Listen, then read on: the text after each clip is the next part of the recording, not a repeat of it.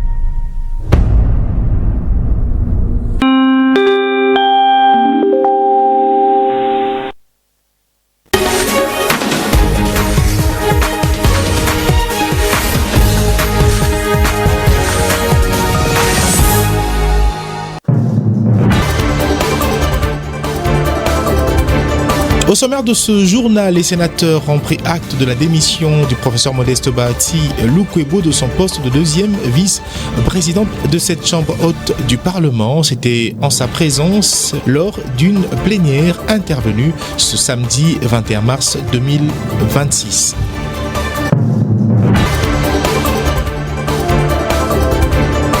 30 Congolais meurent en mer au large de Mitwa-Emilou aux Comores. L'annonce a été faite à l'issue du dernier conseil de ministres présidé par le chef de l'État Félix-Antoine Tshisekedi Tshilombo. Il se trouvait ces Congolais à bord d'une embarcation transportant 46 migrants clandestins. La première ministre, qui a fait part de cette nouvelle au conseil de ministres, annonce que son gouvernement va apporter de l'assistance.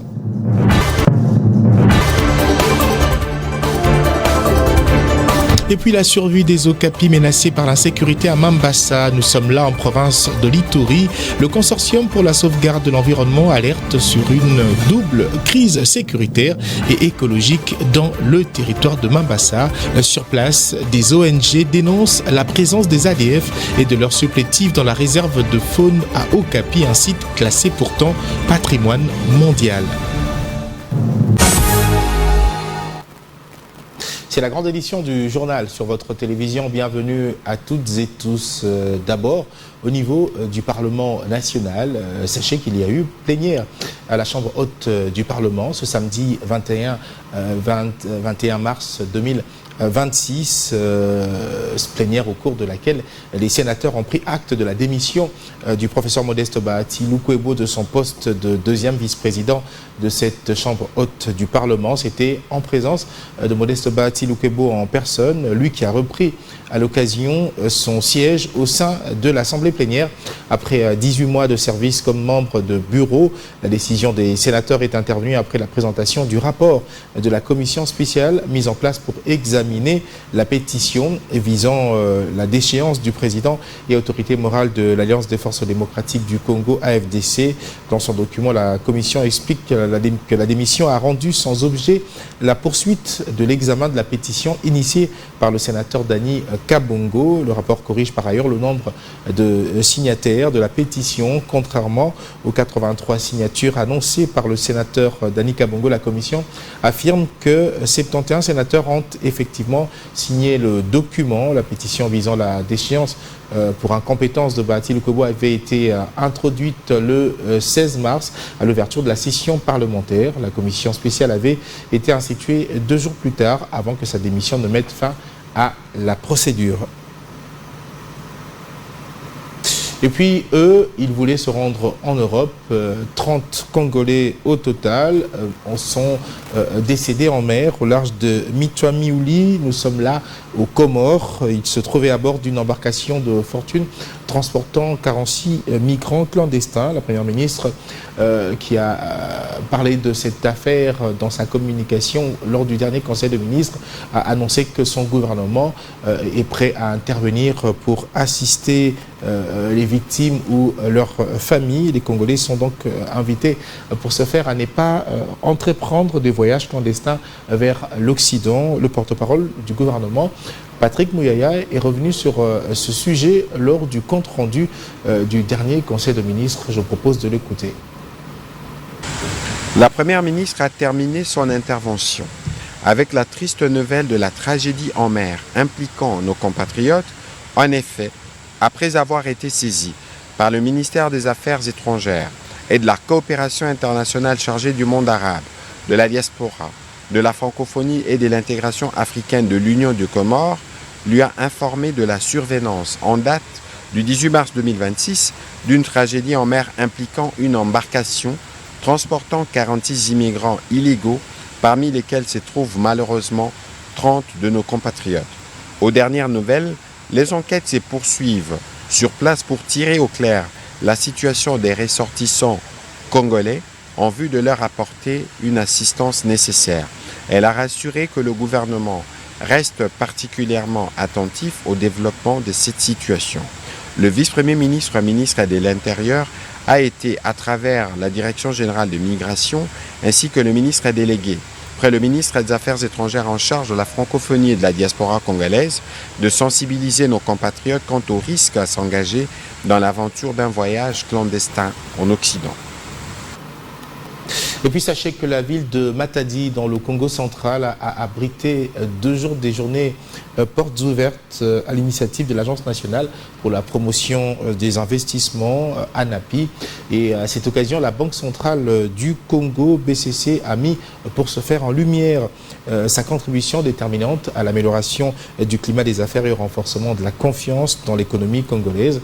Représenté par son directeur provincial Congo central, Willy Kumbo, la Banque centrale du Congo est intervenue devant un parterre d'acteurs économiques, institutionnels et académiques réunis à l'hôtel Lédia autour du thème « Amélioration du climat des affaires et opportunités d'investissement, facteurs clés de la prospérité et de l'économie ». Regardez.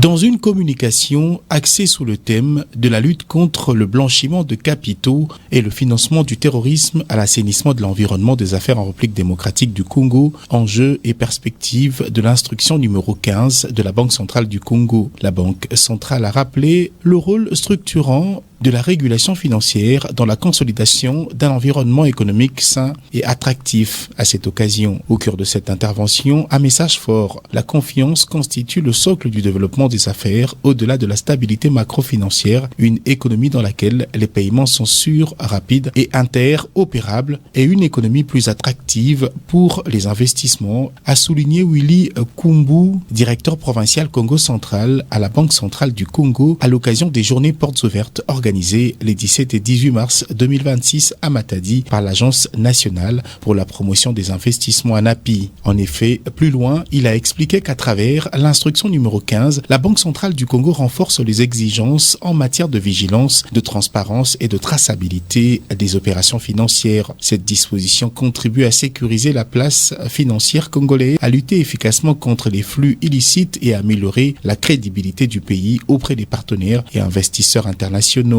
La Banque centrale du Congo, en sa qualité d'autorité de régulation et de contrôle, a publié la 3e modification de l'instruction numéro 15 portant normes relatives à la lutte contre le blanchiment des capitaux, le financement du terrorisme et de la prolifération des armes à destruction massive, laquelle contient des dispositions en rapport avec l'évaluation du risque de blanchiment des capitaux, financement du terrorisme et prolifération des armes de destruction massive. En mettant en œuvre ces mécanismes, la Banque centrale du Congo s'affirme comme un acteur clé de l'assainissement de l'environnement des affaires en garantissant un cadre financier plus fiable, conforme aux standards internationaux et propice aux investissements. Ces journées portes ouvertes, organisées par l'ANAPI sous la conduite de sa directrice générale, Rachel Punguluamba, ont par ailleurs permis de mettre en exergue les opportunités d'investissement qu'offre la province du Congo central, véritable carrefour économique et logistique du pays. L'événement a réuni un large éventail d'acteurs, administrations publiques, secteur privé, monde académique, chercheurs, étudiants et entrepreneurs, traduisant une dynamique collective en faveur du développement économique local et national. Des stands d'exposition ont également permis aux entreprises participantes de présenter leurs produits et services, favorisant ainsi les échanges et les perspectives de partenariat. Il convient de noter que cette initiative a bénéficié de l'appui du Fonds social de la RDC à travers le projet d'appui à la gouvernance et au développement des compétences en soutien au programme de transformation de l'agriculture PAGDC-PTA, financé par la Banque africaine de développement BAD. Gouvernance de précision en République démocratique du Congo. Sachez que désormais, les données fiables seront intégrées dans la planification économique du pays et dans la mise en œuvre des politiques publiques sectorielles pour promouvoir l'industrialisation, la diversification économique, la croissance inclusive et la promotion des exportations des produits Made in DRC. C'était à l'occasion d'une formation dédiée aux experts et statisticiens congolais. Ils ont été formés pendant 2 jours à Kinshasa sur les outils d'analyse informatique de l'indice des capacités productives PCI et de la CNU-CED. Détail pour en savoir un peu plus avec Obed Kambale. Gouvernance de précision, désormais les données fiables seront intégrées dans la planification économique de la République démocratique du Congo et dans la mise en œuvre de politiques publiques sectorielles pour promouvoir l'industrialisation, la diversification économique, la croissance inclusive et les exportations de produits Made in DRC sur le marché international. Les experts et statisticiens congolais ont été formés pendant 2 jours à Kinshasa sur les outils d'analyse informatique de l'indice des capacités productives de la Conférence des Nations Unies sur le commerce et le développement CNU-CED.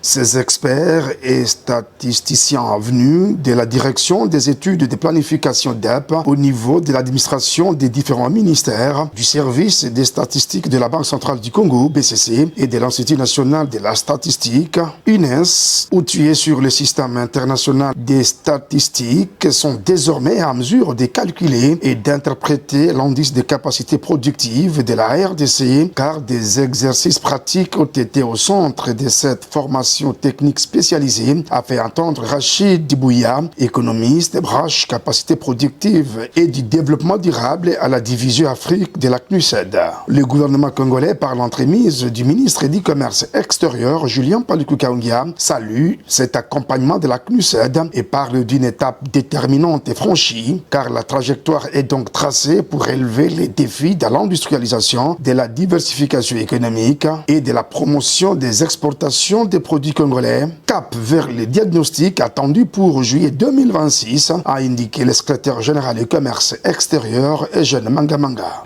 L'indice des capacités productives n'est pas un simple instrument statistique. Il constitue un outil stratégique de pilotage permettant d'évaluer les fondations structurelles de notre économie, d'identifier nos forces, de mesurer nos faiblesses et de guider nos politiques publiques. Signalons que la feuille de route est mise en place à l'issue des workshops nationaux de haut niveau sur le renforcement des capacités productives de la RDC, prévoit différentes phases dont les diagnostics entre avril et juillet, la validation du document programme pays fixé entre septembre et octobre 2026 et la mobilisation des bailleurs de fonds pour l'horizon 2027. Direction à présent la province de l'Ituri pour parler de la survie des Okapi qui est menacée à la suite de l'activisme de ZADF dans cette partie du territoire national. C'est le consortium pour la sauvegarde de l'environnement qui alerte à ces sujets. La structure parle d'une double crise sécuritaire et écologique dans le territoire de Mambasa.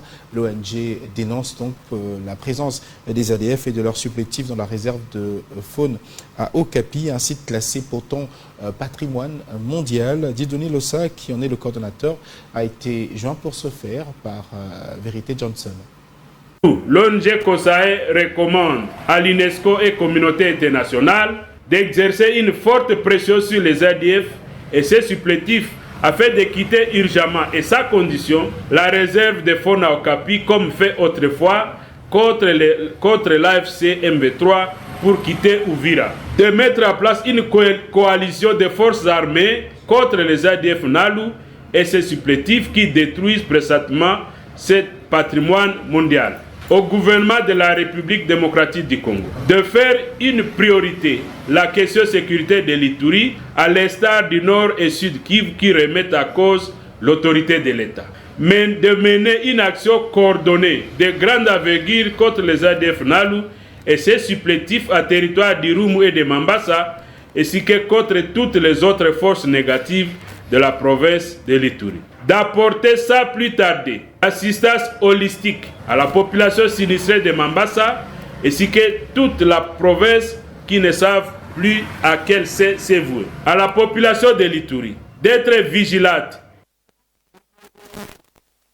Et puis le 21 mars chaque année, c'est la journée internationale des forêts, une journée qui met en lumière le rôle essentiel des écosystèmes forestiers dans l'équilibre de la planète. En République démocratique du Congo, ce patrimoine naturel est aussi perçu comme une responsabilité collective au-delà de la production d'oxygène et de la régulation du climat. La forêt constitue donc un pilier de la biodiversité et une source vitale de subsistance pour les communautés locales. Comme l'a souligné Bowela Jean-Robert, il est coordonnateur national de l'ONG Initiative pour la gestion durable de l'environnement et la défense des droits humains, IGED. Il a été approché par Yvonne Amoury et Papi Boabouy. Instituée en 2012 par l'Assemblée générale des Nations unies, la Journée internationale des forêts est célébrée le 21 mars de chaque année. Cette journée reste l'occasion de célébrer la forêt dans sa diversité et de faire prendre conscience de l'importance des différents types de forêts. En République démocratique du Congo, la forêt n'est pas seulement un patrimoine, mais une responsabilité collective. Elle joue plusieurs rôles, notamment la production de l'oxygène, la régulation du climat, l'abri de la biodiversité et constitue en même temps une source de nourriture, de médicaments ainsi que des revenus pour les communautés locales, a indiqué Bowela Jean-Robert, coordonnateur national de l'organisation non gouvernementale Initiative pour la gestion durable de l'environnement et la défense des droits humains. La forêt n'est pas seulement un patrimoine. La forêt, c'est un poumon de la planète. Elle joue plusieurs rôles essentiels. Elle produit l'oxygène et absorbe le CO2. Elle régule le climat, elle abrite la biodiversité, des rivières et ainsi de suite. Elle constitue également une source de nourriture et de médicaments ainsi que de revenus pour les communautés locales et peuples autochtones. La forêt est considérée comme un supermarché, comme une pharmacopée. Quant à la question de la déforestation et ses conséquences, Guy Kajemba Bagalois du groupe de travail Climat Red Plus rénové fait des propositions. Si on continue à déforester, il y aura un impact négatif, pas au niveau local seulement, au niveau international et au niveau national. Et vous allez voir ce qu'on appelle le changement climatique. Les populations doivent absolument comprendre que si la forêt disparaissait, on ne saura pas survivre, on ne saura pas vivre. Et ce n'est pas seulement les populations d'ici, c'est le monde entier. Nous sommes le deuxième bassin forestier du monde. Ici à Kinshasa, le travail à faire beaucoup plus, c'est sur l'environnement, c'est sur la nécessité de faire un effort pour planter ne fût qu'un arbre par personne. Et puis à l'université de Kinshasa, le département de philosophie a organisé sa 5e matinée philosophique. C'était le vendredi 20 mars 2026 avec comme thème « Penser le futur entre prévision, projection et espérance ». À travers cette activité, le professeur émérite Pierre Mutunda, orateur principal, a voulu inciter toutes les composantes de la société civile à la culture prospective tout en ayant un regard sur le passé et le présent. L'activité a vécu dans la salle du Conseil de la Faculté des Lettres et Sciences Humaines de cette institution académique ici en République démocratique du Congo. Détail avec Bénédicte Ndembe et Josué Mazora. C'est une démarche incitative à la prospective optée par le professeur émérite Pierre Mutunda Mwembo pour sensibiliser dirigeants, élites et d'autres acteurs de la société congolaise. L'orateur principal de cette 5e matinée philosophique, organisée par le département de philosophie à l'UNIKIN, se dit consterné à chaque fois que son pays, la RDC, se fait surprendre par une succession d'événements malheureux et de scènes de désolation alors qu'il y a lieu d'anticiper le futur. J'ai tenu à attirer l'attention de mes compatriotes, des personnes que je forme, sur l'importance de l'anticipation. On ne peut pas tout le temps constater que les choses nous arrivent. On peut peut-être avoir une approche prévisionnelle, les apprenants, surtout les jeunes. C'est eux qui doivent cultiver cet esprit de rationalité préventive, de rationalité prévisionnelle et d'anticipation. Penser le futur, entre prévision, projection et espérance, un thème riche en substance qui a d'ailleurs permis à d'autres orateurs d'étaler leur savoir.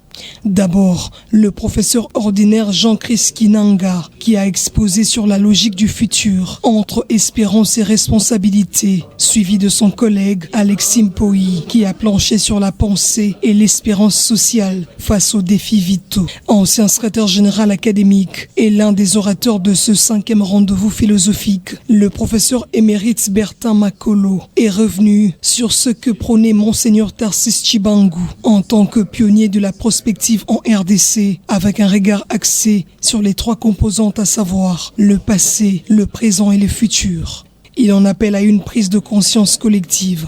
Pour faire de la prospective, il faut tenir compte de 3 composantes. D'abord le passé, qui doit éclairer le présent, et le présent qui doit nous aider à préparer l'avenir. Le 30 juin 1960, le roi Baudouin, dans son discours, il nous met en garde contre le tribalisme. Le roi Baudouin nous met en garde contre les envies de grandes puissances pour toutes les richesses que nous avons. Le roi Baudouin nous met en garde contre les voisins. Est-ce que nous avons capitalisé ces mises en garde?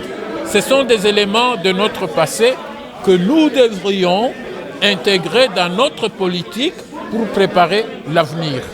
Maroy Changanou, l'un des participants, affirme avoir pleinement bénéficié de ce cocktail scientifique avec des échanges fructueux qui ont mis à contribution plusieurs intelligences. Ils m'ont poussé à pas seulement voir le présent ou les passés, ils m'ont suscité à prendre conscience de ma vie, que mes responsabilités vis-à-vis de ce que j'ai fait actuellement influencera également le futur. Une photo de famille pour couronner le tout dans une belle ambiance. Et puis ce communiqué qui nous vient de la Direction générale de douane et Axis, avant de boucler ce journal, la DGDA qui alerte l'opinion sur les travaux d'entretien de son réseau électrique qui se feront le 21 et 22 mars 2026. Le rendu est fait par Bénédicte Ndembe. La Direction générale des douanes et Axis, DGDA en sigle, porte à la connaissance des usagers de la douane qu'elle procédera aux travaux d'entretien de son réseau électrique en date des 21 et 22 mars 2026. L'accès au serveur du système d'information de la douane Sidonia sera momentanément suspendu. La DGDA vous prie de prendre les dispositions nécessaires pour toutes les opérations devant s'effectuer pendant ces journées. La situation sera rétablie juste après les opérations. La DGDA présente ses excuses pour ce désagrément. Fait à Kinshasa le 20 mars 2026. Le directeur général Bernard Kabessé Moussango. Et c'est la fin de ce journal. Merci à vous de l'avoir suivi. Bonne suite de nos programmes.